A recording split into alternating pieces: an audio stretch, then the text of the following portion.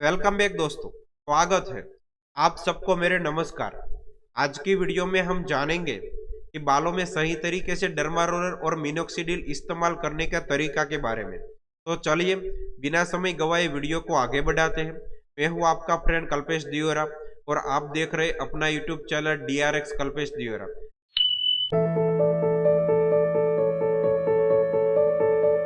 हर महिला को लंबे और घने बाल बेहद अच्छे लगते हैं, लेकिन आज के समय में जब अत्याधुनिक तनाव और प्रदूषण जैसे कई चीजों में हमारी जिंदगी का एक अहम हिस्सा बन गया है, तो उसके विपरीत असर आपके बालों पर भी पड़ता है। इन सभी कारकों के चलते बाल तेजी से झड़ना शुरू हो जाते हैं और पतले नजर आने लगते हैं। ऐसे में हम सभी काफी चिंतित हो जाते हैं और तरह तरह के हेयर प्रोडक्ट बिना सोचे समझे इस्तेमाल करना शुरू कर देते हैं। हालांकि आपको ऐसा करने की कोई आवश्यकता नहीं है। अगर आप तरह तरह के हेयर प्रोडक्ट की जगह एक इफेक्टिव हेयर सॉल्यूशन की तलाश में है, तो ऐसे में आप डर्मा रोल का इस्तेमाल पर विचार कर सकते हैं। यह एक स्मॉल साइज है लेकिन बेहद एक्टिव हेयर टूल्स है। जब उसका इस्तेमाल मिनोक्सिडिल ऑयल के साथ किया जाता है तो उसके आपके बालों की ग्रोथ स्पीड अप होती है और फिर आपके बाल लंबे और घने बनते हैं। तो चलिए अब जानते हैं कि हेयर लॉस में डर्मा रोल कैसे काम करता है। डर्मा रोल एक स्मॉल साइज हेयर टूल है जिसमें छोटे छोटे निडल्स होते हैं, जिसके कारण जब उन्हें बालों पर किया जाता है तो यह माइक्रो पंक्चर इफेक्ट क्रिएट करता है। उसके इस्तेमाल से न केवल बेहतर हेड मसाज होती है और स्कैल्प में ब्लड सर्कुलेशन भी होता है, जिससे हेयर ग्रोथ में मदद मिलती है।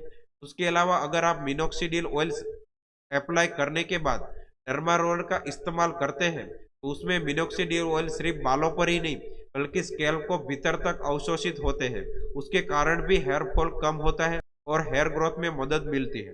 अब हम जानेंगे कि डर्मा रोलर का इस्तेमाल कैसे करें। अगर आप डर्मा रोलर का इस्तेमाल करने के बाद मैक्सिमम लाभ उठाना चाहते हैं तो आपको कुछ स्टेप को फॉलो करना होगा। सबसे पहले आप अपने बालों को अलग अलग हिस्से पर ऑयल लगाएं और उंगली की मदद से हल्की मालिश करें। उसके बाद डर्मा रोलर का इस्तेमाल करें। उसके बाद जब आप डर्मा रोलर का इस्तेमाल कर लेते हैं तो फिर उसे हमेशा क्लीन अवश्य करें। उसके लिए आपको 70% आइसोप्रोपाइल अल्कोहल इस्तेमाल करना पड़ेगा। खास तौर पर आपके बालों में बहुत अधिक ब्लीड अप होता है तो डर्मा रोलर को क्लीन करना अधिक आवश्यक हो जाता है। इतने ही नहीं, उसमें आपको द्वारा इस्तेमाल किए गए मिनोक्सिडिल के अवशेष भी होते हैं। ध्यान रखें कि अगर डर्मा रोलर ठीक तरह से सफाई नहीं की गई तो यह संक्रमण का कारण बन सकता है। वहीं आप समय समय पर अपने डर्मा रोलर को चेंज भी करते रहे। आमतौर पर एक डर्मा रोलर शेल्फ लाइफ 2 महीने तक होती है। इसके बाद आपको उसको बदलना होगा। खराब या डैमेज डर्मा रोलर आपके बालों को जड़ों और शाफ्ट को नुकसान पहुंचा सकता है। अगर आप हेयर लॉस के लिए डर्मा रोलर यूज कर रहे हैं तो इन बातों का ध्यान रखें। जब आप हेयर ग्रोथ के लिए डर्मा रोलर इस्तेमाल कर रहे हैं तो आपको कुछ बातों को ध्यान रखना होगा।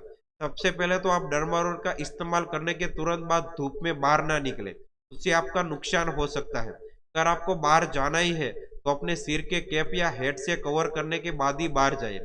आप इसका जरूरत से ज्यादा भी इस्तेमाल करने से बचे। सप्ताह में 3 बार डर्मा रोलर इस्तेमाल करना पर्याप्त है। जब भी आप डर्मा रोलर का इस्तेमाल करें तो यह अवश्य सुनिश्चित करें कि आप उसे पहले बालों को ऑयलिंग भी करें। ऑयल का इस्तेमाल किए बिना डर्मा रोलर का इस्तेमाल करना नुकसानदायक हो सकता है। आप समझ ही गए होंगे कि बालों में सही तरीके से डर्मा रोलर और मिनोक्सिडिल का इस्तेमाल करने का तरीका के बारे में। तो जल्दी ही नई वीडियो में मिलेंगे। तब तक के लिए आप खुश रहें और मस्त रहें और सब्सक्राइब करना ना भूलें। Thank you.